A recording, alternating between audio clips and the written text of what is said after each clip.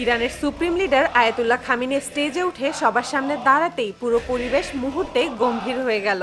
তিনি শান্ত কণ্ঠে কিন্তু তীক্ষ্ণ বার্তায় বললেন, ইরানের সক্ষমতা নেওয়ার মতো ক্ষমতা মধ্যপ্রাচ্যের এখন আর নেই। তার এই কথার পরপরই গোটা মধ্যপ্রাচ্য যেন ঠান্ডা হয়ে গেল, কারণ ঠিক তার পর মুহূর্তেই ইরান দেখাতে শুরু করলো এমন সব সামরিক শক্তি যা দেখে শুধু আরব দেশগুলোই নয়, বরং সুপার পাওয়ার দেশগুলো হতবাক হয়ে গেল। সবচেয়ে আগে সামনে এলো শাহেদ 285, দেখতে ছোট কিন্তু ভয়ঙ্কর বুদ্ধিমান এক হেলিকপ্টার।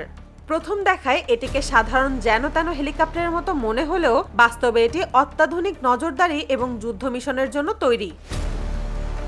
পুরো হেলিকপ্টারটি একজন পাইলট নিয়ন্ত্রণ করতে পারে, আর এর ছোট আকারের কারণেই এটি অবিশ্বাস্য গতিতে দিক বদলাতে পারে।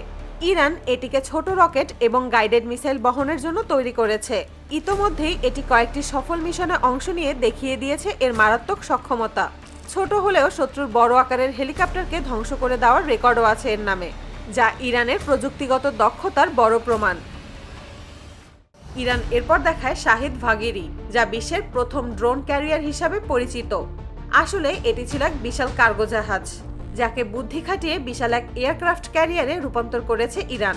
13 তলা সমান উচ্চতার এই ক্যারিয়ার একসাথে কয়েক হাজার ড্রোন বহন করতে পারে। আর আশ্চর্যের ব্যাপার হলো, এটি শুধু ড্রোন নয়, ইরানের যুদ্ধ বিমানগুলো বহন করছে সফলভাবে। এর মানে ইরান এখন যে কোনো সমুদ্র বন্দর থেকে একই সাথে যুদ্ধ বিমান ও কামিকাজি ড্রোন লঞ্চ করতে পারে। আর এই ক্যারিয়ার বের করার পর থেকে পুরো মধ্যপ্রাচ্যে ইরানের ড্রোন ক্ষমতা কয়েক হাজার গুণ বেড়ে গিয়েছে। এরপর সামনে এলো কারার ট্যাঙ্ক, যা বহু বছর ধরে ইরানের সবচেয়ে আলোচিত ট্যাঙ্ক। অনেকেই ভাবে রাশিয়ার মতো দেশ হয়তো এর পেছনে রয়েছে, কারণ এর ক্ষমতা দেখলে তা বিশ্বাস করাই কঠিন হয়ে যায় যে এটি একবারে ইরানের নিজস্ব ট্যাঙ্ক। 125 মিলিমিটার কামান দিয়ে এটি 10 কিলোমিটার দূরের লক্ষ্যে নির্ভুলভাবে আঘাত করতে পারে। সবচেয়ে অবাক করা ব্যাপার হলো, এই ট্যাঙ্ক শত্রু দেশের হেলিকপ্টার এবং ফাইটার জেটকেও টার্গেট করতে পারে। এবং আরো ভয়ঙ্কর ব্যাপার হলো, এটি শত্রুর ছোড়া মিসাইল মাঝ আকাশে ধ্বংস করে দিতে সক্ষম। প্রতি ঘন্টায় 90 কিলোমিটার পর্যন্ত গতি তুলতে পারে এই দানব। আর ছোটখাটো মিসাইল এই ট্যাঙ্কের কিছুই করতে পারে না।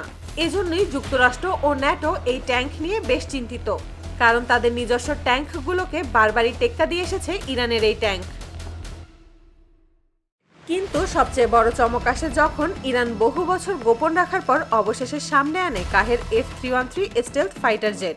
বহু আগে ইরান পরীক্ষামূলকভাবে একবার উড়িয়েছিল ঠিকই, কিন্তু গোয়েন্দা রিপোর্টে তা পুরো বিশ্বের সামনে চলে আসে।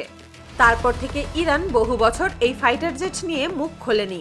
কিন্তু 2025 সালের শেষে এসে ইরান আবার তাদের স্টেলথ ফাইটার জেট সামনে এনেছে।